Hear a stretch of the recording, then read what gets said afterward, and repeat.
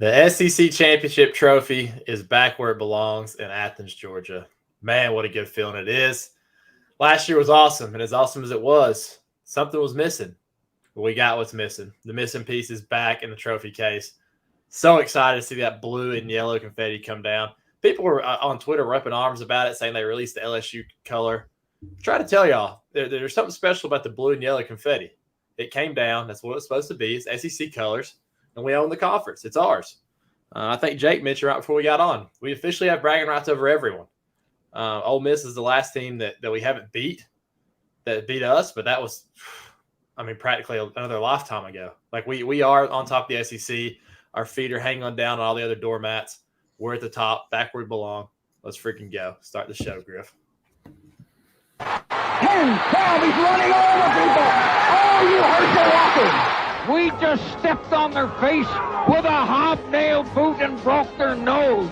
We just crushed their face. Defense, 40, 30, they won't catch him. Go, Swift, into the end zone. Touchdown! The freshman just ran it back to Philadelphia. Throws near sideline, and it's intercepted. Intercepted, Keely Ringo at the 21. Off he goes, 40, 50, 45, 40, 35, 30, near sideline. Breaks the tackle, 20, 15, 10, 5. Touchdown, touchdown, touchdown, Georgia. I know I'm asking a lot, you guys, but hunker it down one more time. All right. This is an exciting show. Hey, you already? Some confetti off the field. Beautiful. Man, what a display that was. It was awesome. Before we get into it, I got to tell you guys about Turtle Box. You already know about Turtle Box, but this is what it looks like. It's gorgeous. It's the best speaker in the game. If you don't believe me, look it up. You really need to follow them on Instagram. That they kind of highlight what they do on there, and it's awesome. They got an awesome camera crew. They put a lot of money into their advertisement, and it's worth it because it's sick. TurtleBoxAudio.com. Use code BSB10 for 10% off all purchases. You will not regret it. Christmas is coming up. You're going to want to get a family member a Turtle Box. It'll be the best present they get of that day, guaranteed, unless you get them some Peach Bowl tickets. That's the only thing that can top it. But let's get into the game, boys. First things first. That was I went to the Auburn game this year, so that was the second game I've been to. But, man, there was a lot of people just walking around the street that I'd never met before that came up and was like, man, we listened to the show. It's awesome. And that was sick. I'm not going to lie. That was awesome. That was way cooler than somebody coming up and being like, man, I watched you pitch at Georgia. You were great. No. You got that too, by the way. The show listens were way cooler. We love you guys. Y'all are awesome. We appreciate you guys listening. We'd love to do some more interactive things. So if you have any suggestions, please hit us up. DM us. Our DMs are open to everyone. I'm pretty sure. If they're not, tell us. But yeah. I'm glad you brought that up too, because I wanted to bring this up too. So I don't use Reddit, but like one of my friends who does says like somebody was asking for recommendations on Georgia podcasts, and like we were on there and people were hyping us up. And like I said, we really, really appreciate all that stuff, guys. Yeah, it's awesome. I mean, we literally like what we do on here is probably what you guys do at work or wherever you're at, where you're just talking ball with your boys. That's kind of how we kicked up this whole podcast, because that's what we did practically with 90% of our day. So we're like, we might as well record this. So, and then we have the live chat now. Like, it's awesome. It's perfect. We just get to talk ball with all Georgia fans, and that's why we created this thing. When we turn the cameras off, we do the same exact thing we're doing when the cameras are on. So literally, we love it. We love that you guys enjoy it. It means the world to us. We really appreciate you guys. If you could like this video, subscribe to the channel, and subscribe to our podcast. That's the only way we want you to repay us. We need none of your money, none of that. Just like and subscribe. That's it. Simple as that. But the game was awesome. I mean, I love the SEC Championship. I love it. The scene, Griff, just tell me about what the scene was like in the student section a little bit. Dude, I mean, I was right in front of the Spike Squad, so they're always going nuts and stuff. But I mean, it was pretty much just all the time, just getting loud. Everybody was pumped. There was this one person behind me who was, they kept talking about me getting a little rowdy. I didn't really hear them, I guess, but my girlfriend heard them, and she was getting a little upset at them. But one of them had a pin on that said, it's just a game. Why are you so mad, or something like that? And I was like, just get out. Student section? Yeah, I was like, just get out. Like, why are you wasting a ticket? Why are you wasting a ticket? Tickets. I was just about to say, like, what's cool about the big games is it's usually the seniors that get the tickets, right? Am I wrong in that? Yeah, No, it's you're right. like who has the most credit hours. and Right. So stuff, like so. it's people who put in the time. It's usually true Bulldogs down there who get the tickets, and that's why it's so cool. It's a passionate student section at these games because it's the people that put in the most time. I can vouch that Griffin has put in as much time as anyone I've ever seen on campus. I mean, when I was there, Griff, I mean, how many baseball games do you come to? 85% of them? Dude, my freshman year, whenever, like, I literally was at every single game. Like, no joke. Like, I was at every single home game. Unless there was just, like, something I absolutely had to do. I was at every single one of them. Yeah, I can vouch. He deserved a ticket, no doubt. And he repped it well. I was sitting right above him. I saw him down there going nuts right above the Spike Squad. And it was cool, man. It was like the SEC Championship, just the whole broadcast, even on TV. It's just you just know it is that game when you turn it on. It's not quite to the level like the Rose Bowl where you flip it on and see it, but when you turn on that game in Atlanta, something about the broadcast, the field, you know it is the SEC Championship that you're watching. And last year when we didn't win it, I was sick to my stomach, dude. Like I was just like, this sucks. Like this was our chance. That game against Auburn will always be special. But this one, man, a 50 burger in the biggest game of the year. Wow. And this is also the first time that Georgia has ever gone 13-0. This is the first time that we've ever been 13-0. We've never been undefeated in the regular season and won the SEC championship, and we did that this year. That's crazy. And it's coming off a year we won the Natty for the first time in 40 whatever years, and we lost a record to the NFL draft. And all we do is come back and win 13 straight games and 2 more in front of us. Man, it's awesome. I can't get over it. It's great to be a Georgia Bulldog. We're going to get to everything that's in front of us towards the end of the show, but I want to just stick and kind of be in the moment for the first portion of it at least. Talk about the game, talk about what it means. But I just want to give a huge shout out to Kirby Smart and the crew because, last year, just like us, they felt like they didn't complete the whole package. Like they won the ship, they brought it home, everything was great, but we didn't win the SEC. We didn't win the conference. And so they were determined to get back in, get to this game and win it this year, make a statement, and they did. Shout out to the boys. Kirby was tired of seeing that 1-3 SEC championship record and about the LSU 2018, 2019. This was going to be a big point. And I knew they were going to show up. I wasn't worried about that at all. I did worry LSU was going to play a better game than they had previously. Like I thought LSU was going to play up to this game, and they did. But yeah, we'll get into the game in a minute. Mm-hmm. I will say too, in my tenure as a University of Georgia student, the Georgia Bulldogs have won the East 4 times out of 5. They have made a New Year's Six Bowl every single year. They've won a national championship, won an SEC championship, and then we got 2 games left to play for this. I mean, that's an incredible run as a student watching football. I mean, I don't know if you combine the success of my whole life, I don't know that it amounts to that, or it gets close. But I mean, before that, that's tough. Griffin, there's a comment in the live chat that says "Get the gap." So why don't you hit it for us?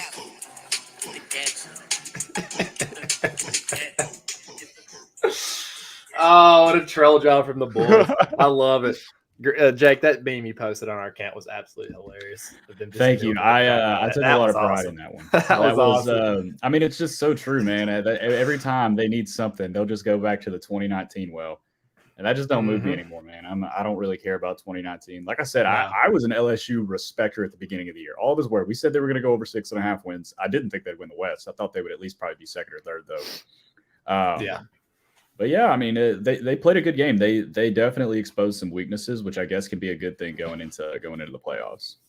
Yeah, and then sometimes I think you question like how much does it really mean to guys like Todd Monken, however old he is, and he's been to so many schools, and people talk about him wanting to go back to NFL.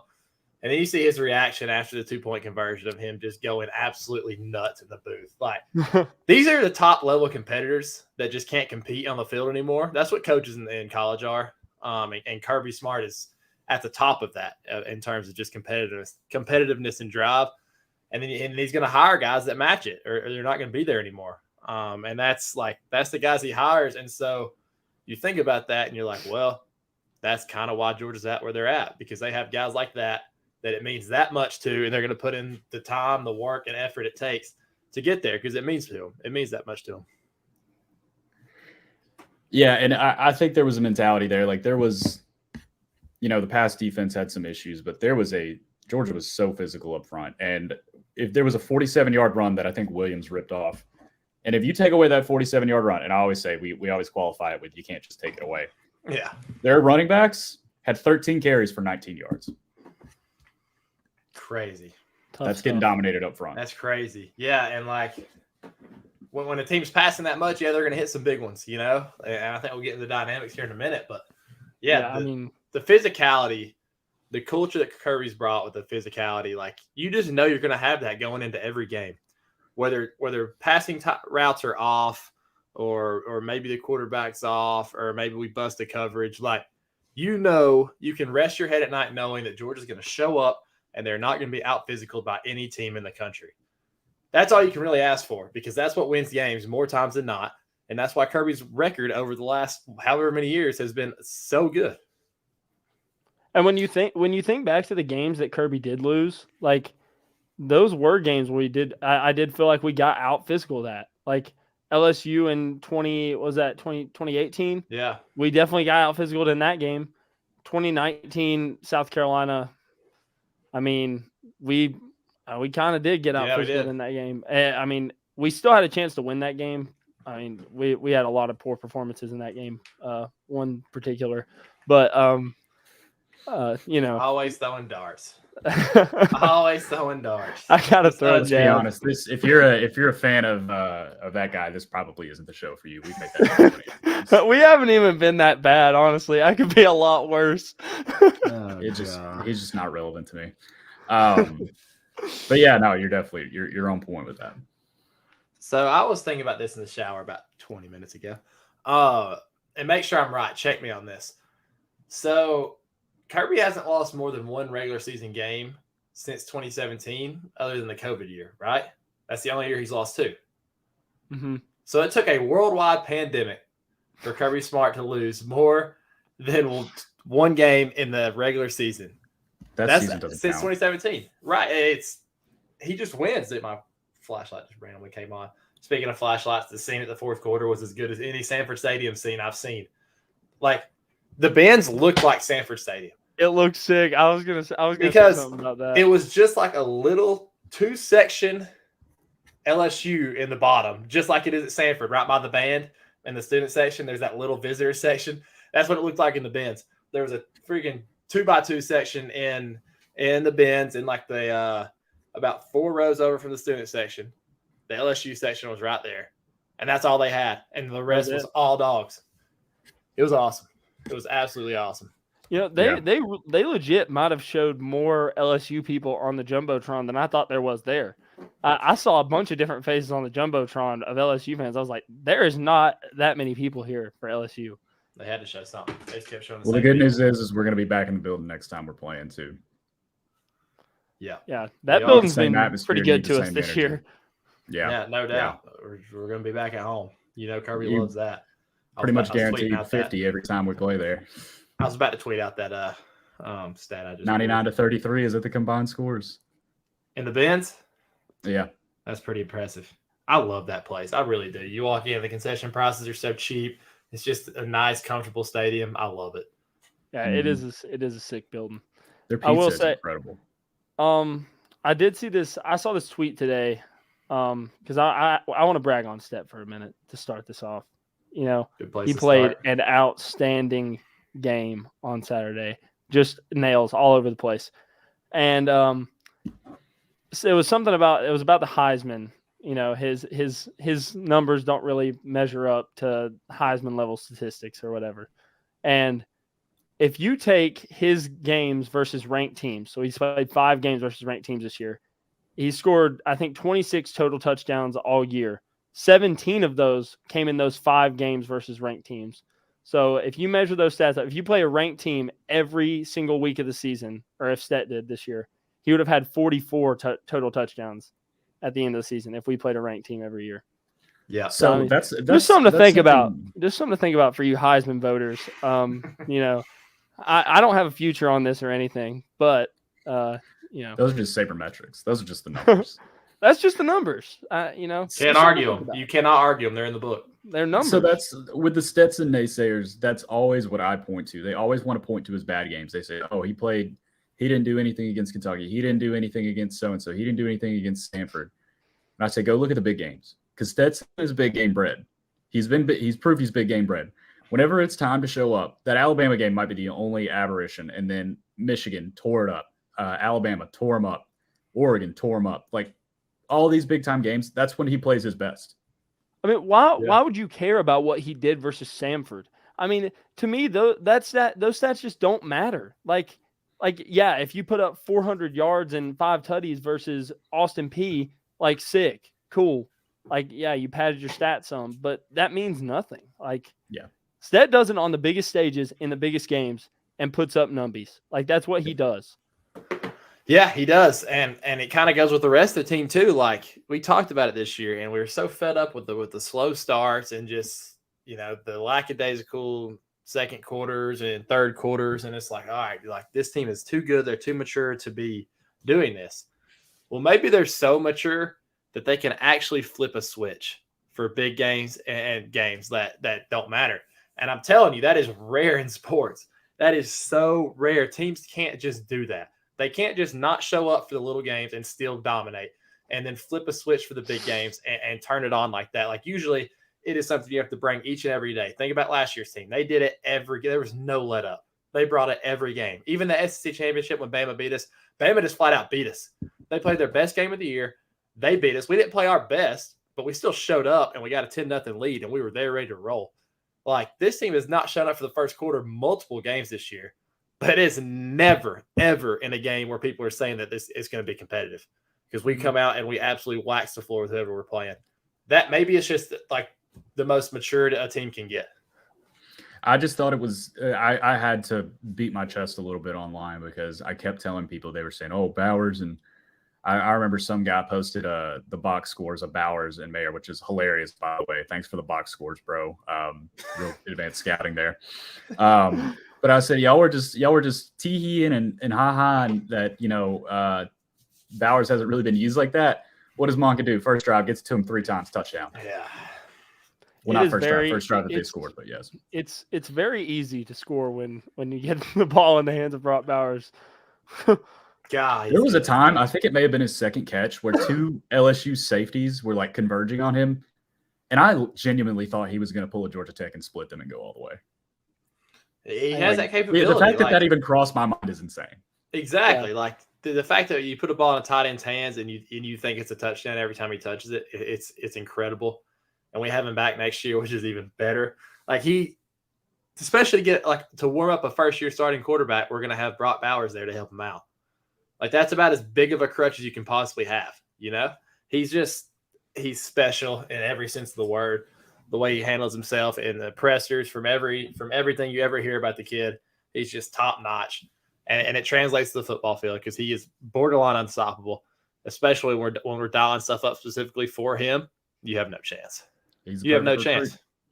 You have to hope he drops it, which you can count on your hands how many times Brock Bowers has dropped the football in his career at Georgia. Yeah, like I can't even think of one off the top of my head right now. That's how little it is. It's come from somebody who watches every snap 2 or 3 times. Yeah. Yeah. Now, I guess you want to talk about the offense first, or you can start with the good. Yeah, let's do all things offense and then move to defense. This is my favorite stat. I already alluded to it. And we got to talk special teams, of course. We respect special teams on this podcast. We do. Running backs, 6.8 yards to carry. Beautiful. That's all you got to say about better it. Than that. Kendall Milton coming back from injury looks like a completely different back. He's running with force. He looks so much more physical. It seems like he has more burst. And when you expect the guy coming off of an ankle injury, you think he'd be slowed down a little bit. But Kendall looks great, and he's peaking at the right time. And if he can give us this type of production in the playoffs, he's going to get more snaps. I mean, he got 8 carries and he had almost 120 yards. He was just dicing them up. Yeah. Yeah, that kind of takes me to my point too. Like, huge shout out to the offensive line. We talked about it coming into this game. Georgia is never, ever seems like they are dominated by dominant edge rushers. They're just not. You think of, we talked about it last year against Michigan. You didn't hear anything about Hutchinson. Didn't hear anything about Ajabo. Against Bama, you didn't hear any Will Anderson. You didn't hear any Dallas Turner. This year, I didn't even know Harold Perkins played in the game. Yeah, I didn't hear any BJ Ojulari. Like it was just for some reason. Maybe I think I had. Yeah. Go ahead, Jay. Oh, I think I had that one in the chamber. Like Harold Perkins is on a milk carton, and then something happened, and then I was just like, I don't think he did it, but something happened, and I was like, not the time. No, yeah. He made one play on special teams. I remember that. He like made a tackle on special teams. And I didn't know he played special teams too, but I do remember that for some reason. Like that was the only time I saw him. I'm gonna chalk it up to a combination of good coaching and elite O-line play. Because we've had elite O-line since Sam Pittman got here, and it's just carried on since he's been gone. You have to have elite O-lines to play against guys like this. But like, not only were they just not a huge impact, they were virtually no impact. We just didn't hear about them at all. And we might sound kind of stupid right now because Harold Perkins had 8 solo tackles and 10 total tackles in this game. But tackles. Yeah, I know. Dude, how many tackles for loss? Yeah, he had 1.5 tackles for loss, but he really didn't affect the game in a big way. It didn't. How many feel sacks like did LSU have as a team? Let's see. 0. Yeah. None. Exactly. And these are guys who are known for their pass rush. It's impressive. It really, really is impressive. And credit to the O-line, but yeah, we hit on Kendall Milton a little bit. The burst that he's showing right now is freshman year Kendall Milton type stuff. He hit the edge in that one end around where he took it for about 60 yards. That was the most burst he's shown in so long, and it was awesome to see him take the edge because it was just beautiful. Like that's what we wanted when he was recruited. That's what we saw flashes of as a freshman. The guy's been playing hurt clearly. Like it's clear as day now that he has been hurt, and now that he's back to peak form, he might be our best running back. Like that's how far he's came. We've come to the point where people on Twitter are just trashing him in our comments. Just the whole time. Kendall Milton, he can't see. Kendall Milton, he's stiff. Kendall Milton, he can't cut. Well, heck, Kendall Milton's about unstoppable now.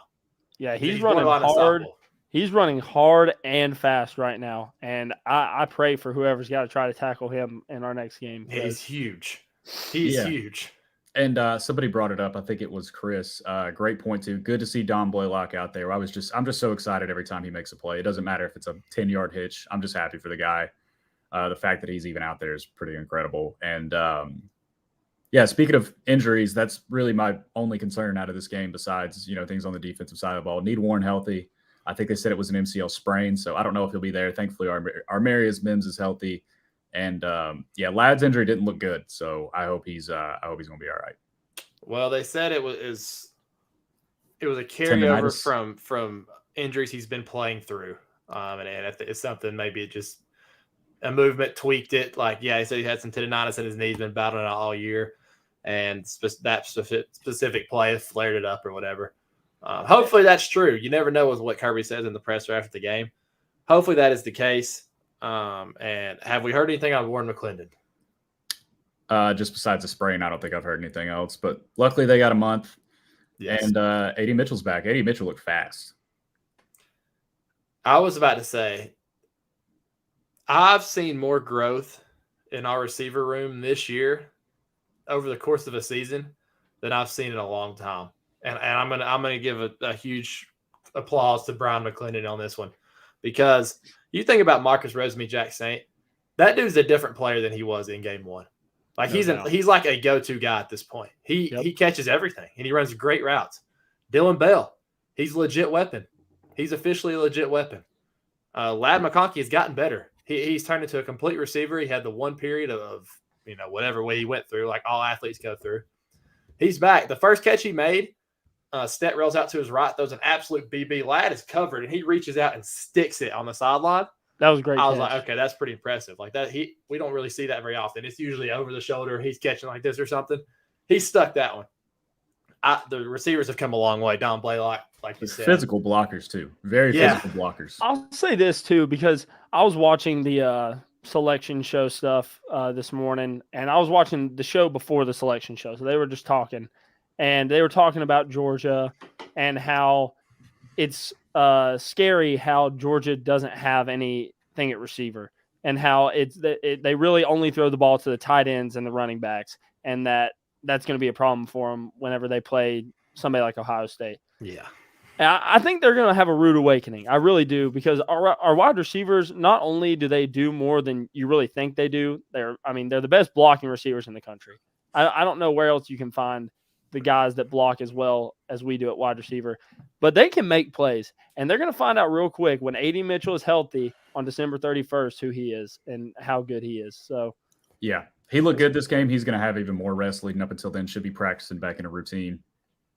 Very happy to have him back. You could tell he was drawing a lot of attention.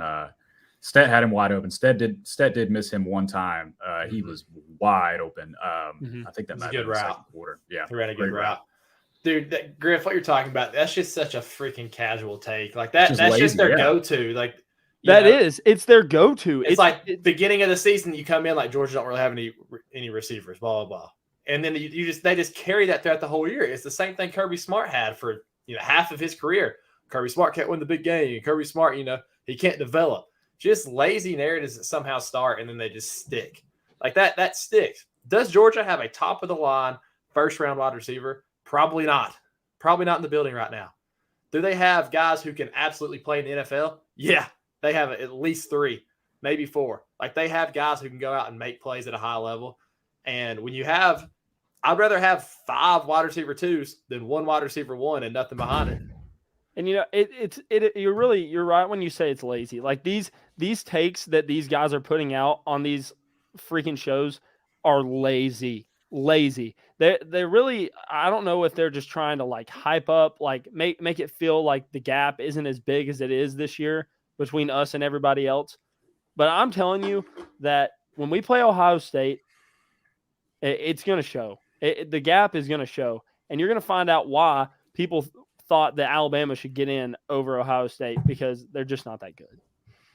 Yeah, we're going to talk a lot about Ohio State over the next month. I'm excited about it too, because screw them. But let's transition to the defense a little bit. Not you, DGG. Before we get into a lot of the defense, let's give some love to Big 88, the best player in college football, officially. I'm officially ready to crown him that.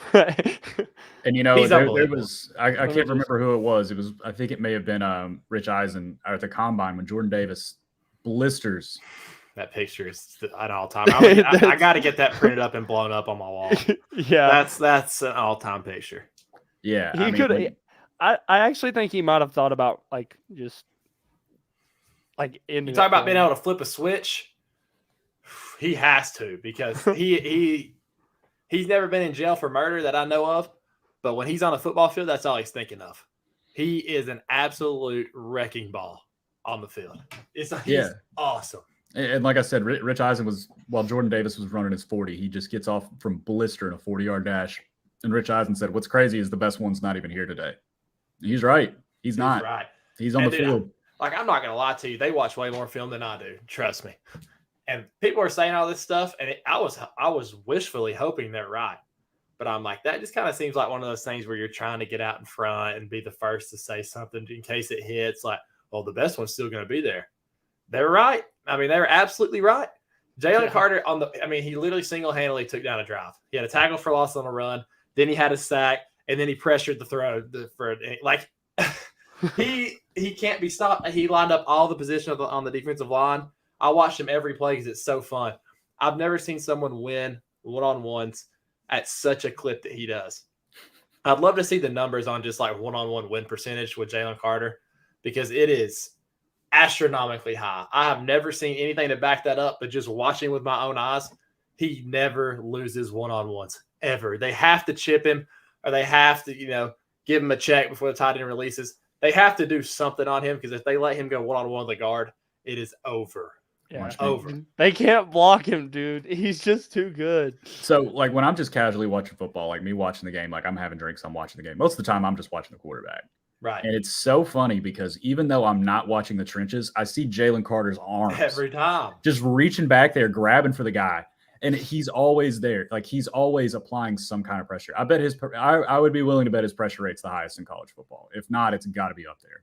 It's got like relative to snaps played, I know for a fact it is. It's got to be. And I'll stand by this fact. And people may call me crazy. an elite defensive tackle is harder to scheme for than an elite edge rusher. You can't take them out. Like, think about Aaron Donald. You can't. What teams just can't. You're thinking, how does teams just let Aaron Donald affect the game every time they play him? Well, there's not much you can do. You can try to double team him. That's going to open up a lot of stuff if you double team a defensive tackle. You can't do it. Jalen Carter is going to be in the backfield against Ohio State, and he's going to be in the backfield against whoever we play. Like I said, when I knew that he was playing for sure against Tennessee, I had no nerves because I knew he was going to do whatever he wanted to do against that O-line. And I feel the same way about Ohio State on New Year's Eve. He's going to do whatever he wants. Yeah. There was a specific play that I remember. I think they brought the left guard in the center. I'm pretty sure it was him to double him. And JDJ just kind of waits there a little bit on the delayed blitz, fires through, immediately plays over. Yeah, go ahead and double team him. We'll blitz JDJ and we'll blitz Spile, two of the fastest linebackers in the country. Like, you can't do it. And what's so impressive, you hear like their bag is deep all the time. That's such a cliche phrase at this point. Jalen Carter, you'll watch him one rep, he'll bull rush. Next rep, he'll just straight up smack the dude out the way. Next move is a spin move around. Like, next is like, yeah. He does it all. He wins. College guards are not supposed to be accustomed to planning for that stuff. and God forbid if you put him over a center. Like, they just have absolutely no chance. Yeah. He's special, man. I saw Brooks tweet it out, like, in terms of just one-man dominance in a Georgia uniform, since Kirby Smart's been there, him and Roquan are 1A and 1B. Yep. Like, the way he plays the game is so impactful. We saw our defense change with our own eyes this year when he wasn't playing compared to when he was playing. And we warned people, if you came on this podcast, I said it from the beginning. They're like, we're not getting a lot of pressure up front, blah, blah, blah. I'm like, well, there's this big son of a gun on the sidelines that wears 88 that when he comes back, he might change a few things. 7 sacks later against Tennessee, he's back. Like, the guy's a freak. Yeah. Think about Nolan Smith right now. Like, I wish we had that man. Yeah. I do too. You can tell he wants to be out there too. Freaking sucks. I saw him on the sideline so many times. Just he's all over the place. He is celebrating with the dudes every single time. He is still affecting the way this team plays, guys. He's affecting the game, no doubt about it. You saw it with my own eyes. Let's move into more of the defense though, because there's a lot of concern right now. Number one, I don't know what it is. But Kirby Smart loves to play zone in the SEC championship game. He does. And maybe he knows it's because he has such a crutch or such a fallback because we can lose that game by however many points and still be in the playoff. I don't know what, maybe it's an experiment. I don't know what it is, but we play more zone in that game than any other game. And we're quite frankly not very good at it. I don't think we're very good at zone because Jaden Daniels, of all people, was dicing us up in the first half. I think maybe it was kind of testing, like, okay, does he have his legs? Like, that was the big thing. Does Jaden Daniels have his legs? Because we played more as man as the game went on. But I think as soon as we saw that he didn't have his legs, we're like, all right, let's just not let him beat us in the pass, and let's see what happens. And from then on, we were good. But the first couple of drives, he was kind of dicing us. Yeah. I mean, we gave up 500 passing yards. So, and I tell you, you talk about, the secondary play. Obviously, it was a little concerning. I hope it was a little more baptism by fire. Like, hey, guys, we haven't played a lot of zone this year. This is the biggest game of your season. We're playing zone. Good luck. Yeah. Yeah. I mean, they got to grow. You're going to play zone in the NFL. Like, you were going to play zone. That you play man and zone. And let's just elephant in the room. Let's just get out the way. Like, a lot of people were talking about Keely Ringo, and I rewatched the game. Yes, Keely got picked on, and he got beat. And guys were catching on him. But he was never getting toasted. It was not like he was ever just getting flat out beat off a route or something. It was like he's there, kind of late to make a play on the ball, dude catches it. Like, those things are what can be easily fixed. And he's done it before. He's made plays on the ball. He's made plenty of plays on a ball. Like, I promise we don't have to go very far to find him. He's made these plays. And I'm not so much concerned about that aspect of his game. If he was just getting torched repetitively, I'd be like, oh, crap. We have a liability in the secondary. We do not have a liability in the secondary. I feel confident in saying that. Like, was it frustrating? Yes. It definitely was. I was. One day removed, am I as frustrated? No. Yeah, No. exactly. Right. And let's not just completely discredit LSU in this. That was my next point. Yeah, Malik Neighbors and Kayshawn Boutte are very good players. Like these the two best receivers we've played all year. I'm very fine saying that. these ain't your run of the mill bums. Like we're not when we're talking about like pure talent. Like Jalen Hyatt's got the numbers. A lot of that is scheme related. He's still a good player, but in terms of pure talent, those two are probably the top two. Yes, and like. There was arguments coming into the year, like with JSN from Ohio State and Kayshawn Boutte, like who's the best receiver in the class.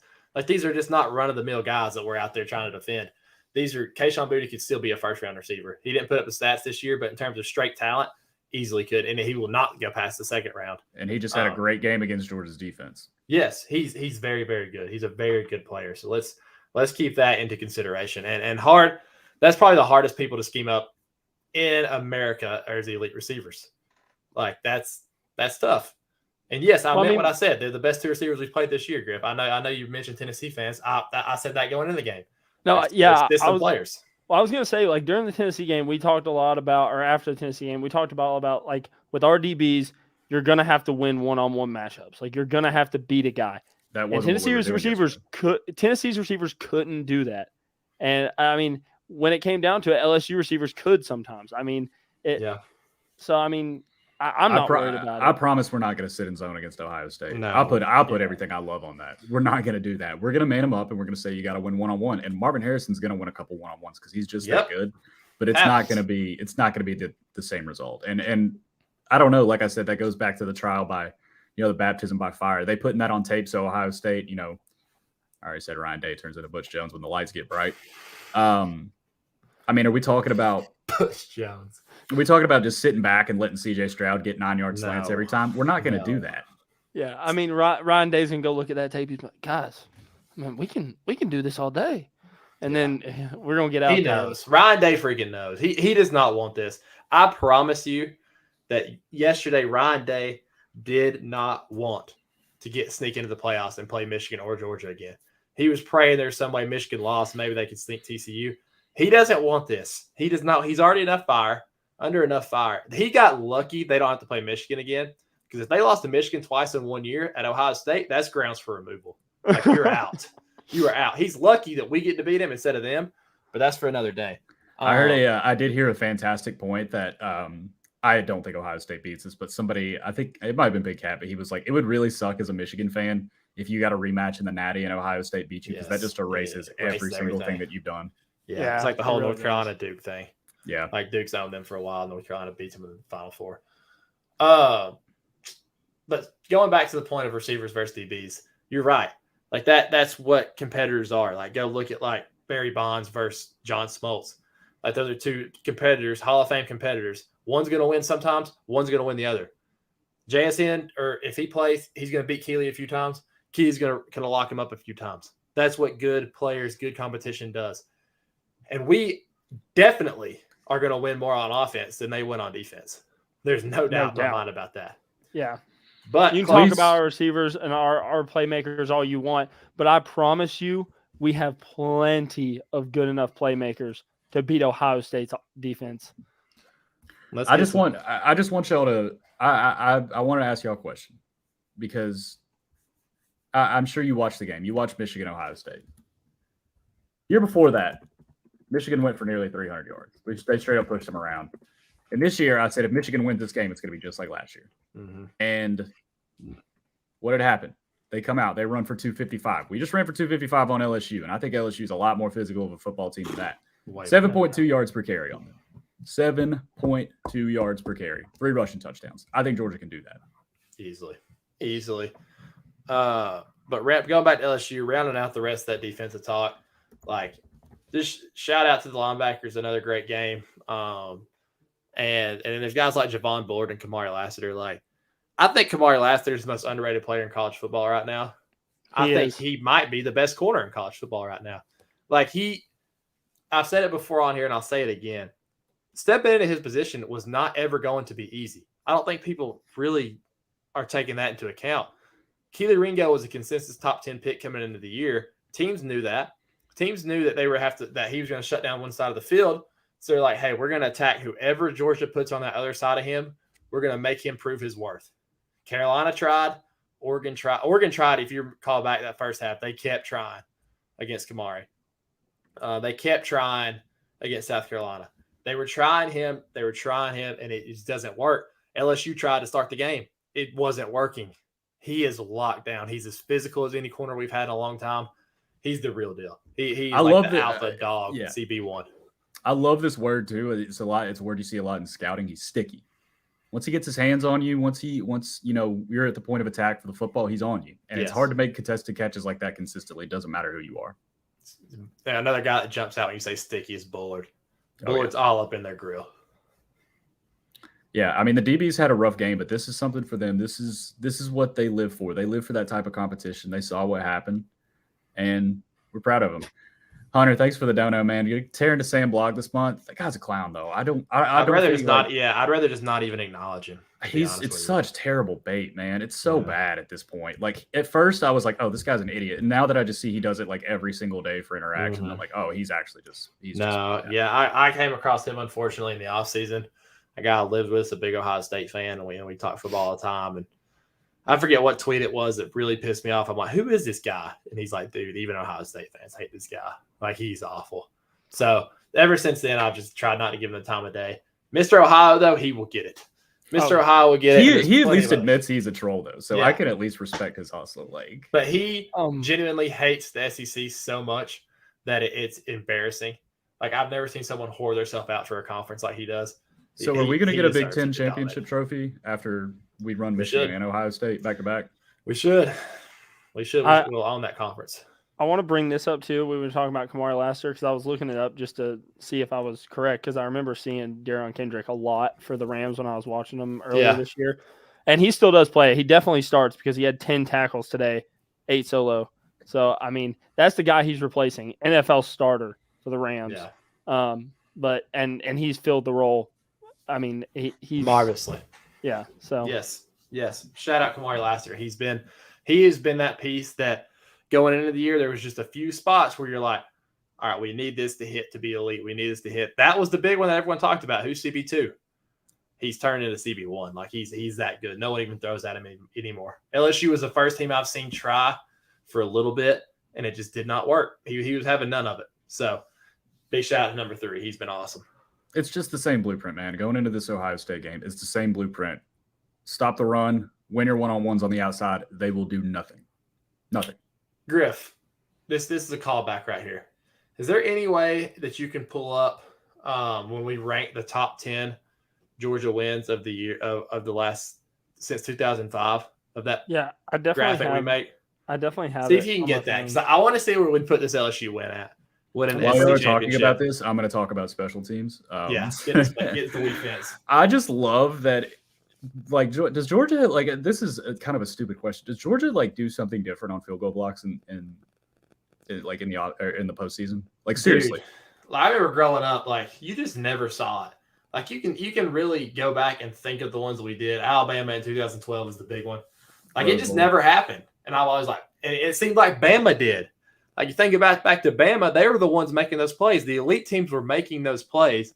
And I'm like, we are never doing this. And now I expect it. I literally expect it.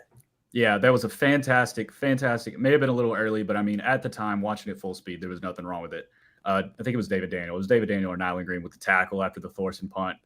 I'm telling you, man, we don't punt that often, but when we do, man, Brett Thorson might be the best punter in America. I don't know. We never get to see him. He has the least amount of punts, but he is. He's automatic. He's auto. All right, Griff. Flash. Put them in the camera. Let me see. So I can read them. So we can read them. See if we can. You want me to just read them off? Well, I can read them pretty easily right there. Oh, okay. I'll kind of mention them as I read. So obviously, I have the Natty and the Rose Bowl, and then 2017 rematch.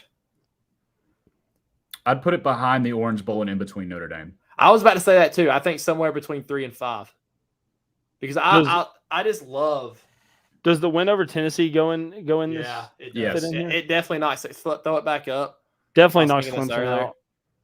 Yeah, that's something we can do because we got some downtime for the next couple weeks. Yeah, I thought about not even bringing it up for that reason, Jake, but I just wanted to get in there. Yeah, we'll talk about that later. We'll see if anything replaced that. Tennessee definitely going to be up there.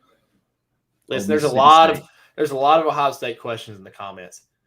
You will know everything about Ohio State that we think about Ohio State before it gets there because we have so much time and we are going to thrive this month on Trash Talk. I hate Ohio State is the most not hated non-conference team for me by such a wide margin. They're just so ignorant. I never ever pull for them to win, and that's so rare. Like usually, I don't even want to bet on Ohio State because I hate them so much. They might be third for me in teams I hate. So. Let's say hypothetically, Florida was undefeated and we were undefeated and we played the last game of the year in Athens. If they come in and kicked our ass by 21 points, I wouldn't be talking to other fan bases right now. No. And I saw them start talking about something about Michigan, how, God, what was it? Oh, they got lucky. They got lucky. Dude, no, they were backing Michigan about something, about how they should be number one after that win. It's like, yeah, you Can wish. you imagine that? Can you imagine You're not that good. Oh, Florida should be number one. They just beat us by 20. Like, what?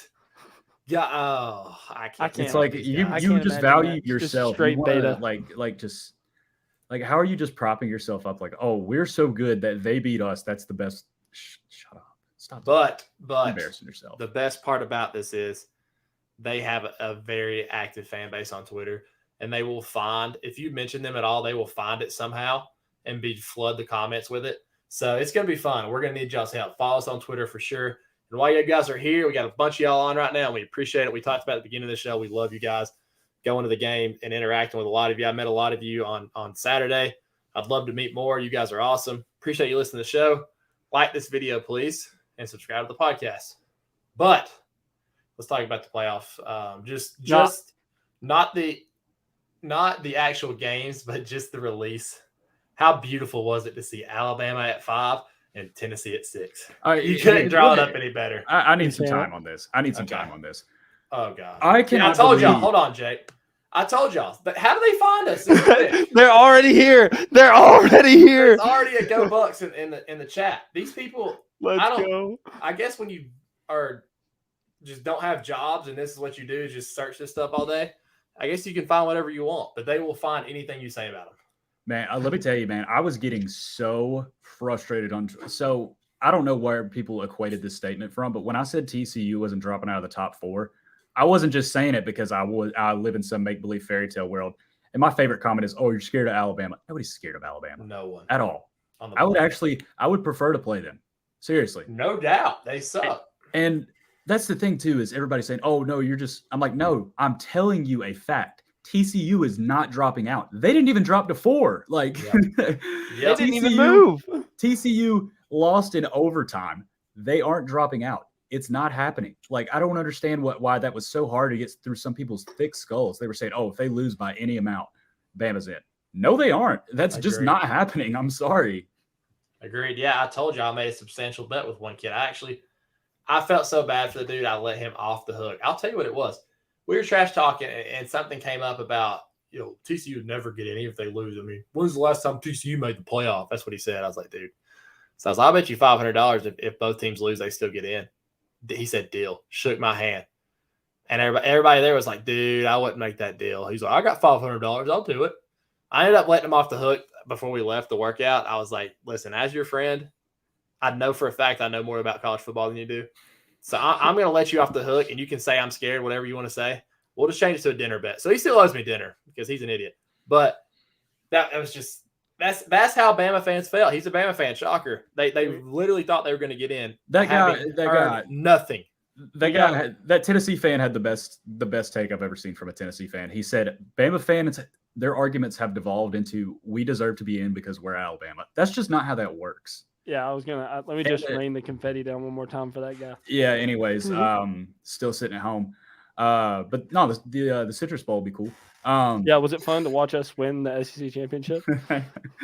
My favorite, that's just my favorite comment though is, oh well, if Bama played TCU, so why do we play the games? If you just say Bama will beat TCU, why do we play the regular season? God, that's what pissed me off so much about it. That's why I didn't. That's just not how that stuff works, and that's what I didn't even want to tweet about it, dude. Because you're right, they were constantly flooding the comments with, "Oh, y'all are just scared to play us." Like, I'm making a general statement about college football. I don't care who it is sitting here. I respect the regular season. I respect the heck out of it. It's the best regular season in any sport. I promise. It's none of y'all watched any college basketball this year unless you bet on it, because you don't care about it until March. You just don't. That's what college football is going to move into in the next 20 years, and it's going to be despicable. We'll get into that another time. But Bama earned nothing in this regular season. They did not deserve to be there. That was my stance the entire time. And if they got there, I was going to jump up and down because that'd be a free ride to the championship. That team is not elite. And at any game this year, unless they play Mississippi State, for some reason, they just beat the crap out of them. They were not elite. So I would not be scared of them at all. They got no pride. I would much rather play Alabama than Ohio State. I'm fine saying that. Look, I want to stick my neck out for TCU too while we're talking about this stuff. Yes. I think they're going to beat Michigan. I want to be that guy. Okay. I'm going to be that guy. I don't think they're going to get blown out, but I do think that like TCU is good. They're just flat out good, and people are like, oh, they just lost to Kansas State. Kansas State's good too. Kansas State's really good. Kansas State's going to beat Alabama. I'm fine saying that. I'm perfectly fine saying that. Okay, TCU hold on. Deserved what they got. Like, not the loss. What makes this guy think that they would go undefeated with TCU's schedule when they literally should have lost to Texas? Don't give this guy a time of day. He's a clown. Like, if we would have went undefeated, we played TCU. LSU sucks, bro. If my head pedal should be a cycle. If my head pedal should be a bicycle. Sucks, and y'all lost to them. They suck. It's all ifs. That's all I keep hearing is ifs. Look at this. This is I bet y'all wish you could have him back. I bet you wish you could have him back, buddy. Bama fans come out of the woodwork. How many coaches did UJ have from Alabama? Kirby Smart went to Georgia. Well, let's see. Idiot. Kirby Smart and Scott Cochran. That's two losses that they have this year. Yeah, sounds about right. Math's adding up. Yeah. How good has your defense been since Kirby Smart left? It's been freaking bottom half of the SEC. You freaking loser. But anyways, he's hate watching so hard. I will say, dude, if I'm a Bama fan right now, I don't want anything to do with football. But I do forget that's their whole identity. They literally they value themselves solely off how their football team plays. So this is all they got. So right now they're the most insecure people on earth, even more so than usual. So here they are in our comments talking some bullcrap. Oh, I will be betting Kansas State, by the way. That's one team that wants to be there, one team that don't.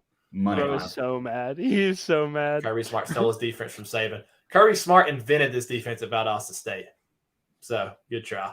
But no, I do think like TCU just earned it. Like that's the thing. Like that's what people don't keep overlooking. They say, oh, well, so and so beat TCU.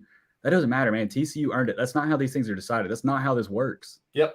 If it was who would beat who, then I mean, you could make an argument. Oh, well, actually, Baylor would beat TCU. They should have beat them the first time. Oh, so Baylor goes in the playoff now. That's just not how it works. And then I heard, well, we beat Ole Miss in Texas, but how are teams supposed to be ranked after we beat them? Well, maybe if the other three teams that beat them didn't, they'd be ranked.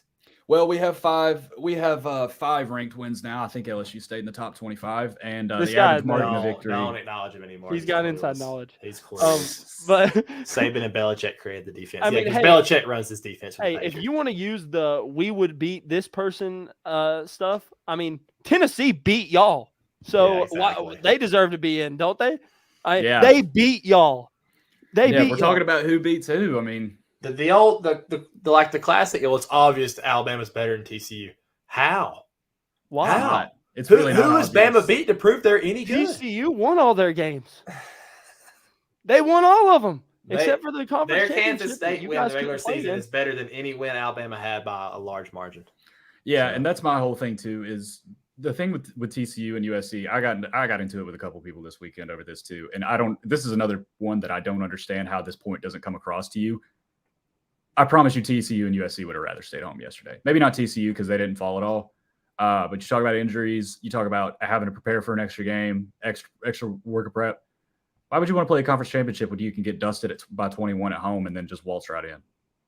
Yeah, I know. The playoff is like, listen, I'm not for expansion, but I can sit here and say the playoff system is flawed. Like, it's flawed. In all honesty, I'm for every regular season game mattering. I really, really am. But when you look back at the Kansas State loss to Tulane in the second week of the year, would that happen again for the next 8 weeks? No. Like, they should be in the playoff. They might be the 4th best team in the country right now. That's what the only good part. When I say I'm not for expansion, the games are going to be awesome. The playoff games are going to be awesome. No one would ever disagree with that. I think it takes away from some of the games like we just saw. But it goes back to my point. We rambled about this for too long. But seeing Alabama at 5, just missing the cut, and Tennessee at 6, just missing the cut, was I couldn't draw it up any better. I really, really couldn't. You couldn't write a better story. No, really. It was it's beautiful. And like I said, I thought maybe they would opt for the guaranteed rematch with Ohio State and Michigan. I got myself convinced at that point too. But everybody was saying, we'll play TCU, and I don't care who it is. I don't either. And we got plenty of time to discuss it, boys. I mean, plenty of time. And if you think that the Tennessee week was full of hatred on Twitter, Ohio State's going to be up there because this fan base, I've learned over the past couple of years, is next in line for lowest football IQ. These Bama fans in our comments right now, this live chat is making me. This dude's flooding it. He's hate watching so hard. They might be getting to the point of third of lowest IQ. I never thought Bama fans just had the lowest IQ. I just thought they were so obsessed with Bama they had blinders. Like Tennessee, if you told them what a cover 3 was, that would be complete news to them. That would be earth-shattering news. That'd be earth-shattering news. Well, Bama fans still have North Carolina basketball and Warriors basketball, and the Yankees should be starting up pretty soon, so they'll be fine. They got the Chiefs. The Chiefs are really good. Yeah, they lost today, but all their teams are going to be fine. Oh man, and the rut's just about to start for hunting. So there you go. Hey man, why don't you just go focus on Kansas State and the Sugar Bowl? We'll focus on the big stuff. They're going to lose that game. They don't want to talk about that game. Trevor Knight again. We got a lot of people still here though listening in. We appreciate you guys. Anything else we need to talk about before we bounce? Basketball, we had like 15 players out. Yeah, that was wild. We play Georgia Tech Tuesday. That's going to be a big one. Georgia Tech on Tuesday is going to be a big test for the Hoop Dogs. Yeah, definitely. We need that one. All right. Here's a good point. Why are some Bama fans in the comments? Let's see what they have to say about this. Because listen, I said it as a joke at the beginning of the year, but it's getting to the point. I think the other day I said I'm about 19% on this now. 19% that Saban retires. Listen, he's got the worst staff around him that he's ever had, ever. I mean, I've been telling y'all for years that freaking what's the defensive coordinator's name? Pete Golding, he stinks. He's bad. Bill O'Brien, y'all like to blame him for stuff. If you don't score points, it's Bill O'Brien's fault. Your offense just stinks this year, but he's not very good. You got some good recruiters in there, but the coaching wise, y'all can't develop a receiver to save your life. Freaking what's his name's in the transfer portal? He's gone. And I talked to Bama fans the other day. Oh, he dropped so many passes, blah, blah. He had the second most receiving touchdowns on their team. That team right now is in shambles. They're getting a new quarterback. They're getting a whole new defense. I would not be surprised at all if Saban just rode off in the sunset this year. I'm telling you, why hang around if you're not going to be very good next year? I don't, but I'm glad you brought up them having a new quarterback because the more I think about it, without transfers, a quarterback playing the SEC is going to be so bad next year. Yeah, it's good. They're going to need an influx. Who's going to be the best one? Wherever Hudson Card goes, Georgia and what's this bullcrap about? Oh, well, Bama's going to get Drake May now. What did that say? That's one thing I wanted to say too. Where did this Drake May's not in the portal? Drake May's not going to the portal. Why would he? He just put up 4 million yards at North Carolina. I've seen a lot of people saying that he's in the portal too, and I'm like, also is Sam Hartman in the portal? I'm pretty sure two of his Hartman, I think, is another one that's not yet. People are just saying. I think he has 2 siblings that play at UNC as well, and I think both of his parents went there. Like he's a UNC guy. He's good in that system. I don't really think he would transfer. I was wondering if there was some smoke to this that I just didn't see, but I was very confused on why they're so like convinced that Bama is getting Drake May. What? No, but I don't think anybody's getting Drake May. Like that's the thing. I'm not being sour grapes saying, oh, he's not coming. I don't think he's leaving. Like where did that even come from? Yeah, but Bama's going to get like 3 mid transfers this year. Everybody's like, oh, Eli Rick's first round corner. He sucks. Like they get a plug and play tackle from plug and play left guard tackle from Vanderbilt. Yeah, they're going to have an elite offensive line doing that. Come on, dude. They've got some big time holes. They got an unbelievable recruiting class coming in. I'll give it to them. But listen, I don't think he's going to retire. If it got into my head, absolutely not. But I told you, I'm at 19%. 19% and building. 19% building. Him yesterday on TV was the most pathetic. Like when Jimbo did it in 2020, it's like, okay, he's kind of making a point here. A&M might deserve a shot. Kirby did it in 2018, but it was like after the game. It was like after we just lost the SEC championship, and it's like, yeah, Kirby's making some good points. At halftime of the Big Ten championship, we have Nick Saban on here crying. Oh my, pathetic! What a fall from grace. You know, we got to cut them a little bit of slack, though, guys. It's only year 2 of the rebuild. Right, okay, right. They're rebuilding. Okay, it was a rebuilding year last year. It's only year 2. You know, they got to get things right again. You know, it's a process. Yep. Okay. Yep. And you know, I heard so many people.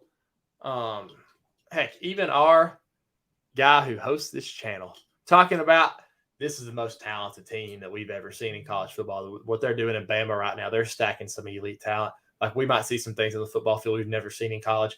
This is the most talented team Nick Saban's ever had. If they don't win it this year, they're never going to win it again. What happened? What happened? Yeah, they suck. Oh man, They suck. Oh, I'm so happy. But Tennessee's gotten off the hook because these Bama fans came in here. Tennessee Dude, has their best freaking year in 20-something years, and they're left looking in. And let me tell you, Tennessee fans, it's only getting worse. It is only getting worse. You're going to see what your team is about to look like in the bowl game when Clemson throttles you guys. and they lost their offensive coordinator. Yeah, they lost their OC. Hooker ain't there to save you. You're losing Tillman. You're losing Hyatt. You're losing some of that mid O-line you already got. Go from mid to sucky. That defense ain't getting any better anytime soon. This was your year. You had the schedule to win it. The only road game you played of the entire season was against us. You had to hope that we just got the flu before the game. This was your only chance. This was your only chance, and you blew it. Now you're on the outside looking in. You're not even in the second highest ranked bowl game for the SEC. You guys are never going to be back. Ever. Oh man, I love it. Yeah, it's funny too that they're playing Clemson, man. Like, what? Like that's just so like the battle of like that's just a mid off, man. Yeah, Clemson's kind of peaking right now, though, with Klubnik. No, they are. They're about to blow Tennessee out of the freaking water. Yeah, Kate Klubnik brought a new fire to them, and when he actually got to be, you know, the guy. I said this the other day. I didn't even know the ACC championship was on. I kind of forgot. No, I just came home and passed out. Yeah, it just didn't mean anything. I mean, it doesn't mean anything anyways. But yeah, show us this. We have so much to talk about over the next few weeks. I don't know what our show schedule will look like. We'll definitely let you guys know. I guess we'll probably do one. Well, we can do our bowl pick 'em. That could be like a little special. Well, we're definitely going to do a signing day something. Mm-hmm. Yeah, for sure. I'm getting married Saturday, and then I'll be on my honeymoon that week. Y'all have to man the ship that week. I don't think I'll be allowed to do a podcast. I might sneak in. I might sneak on from the beach. But there's so much, like I hit on it last week. This practice time is so vital, and someone always steps up. I think there's some stepping up to do.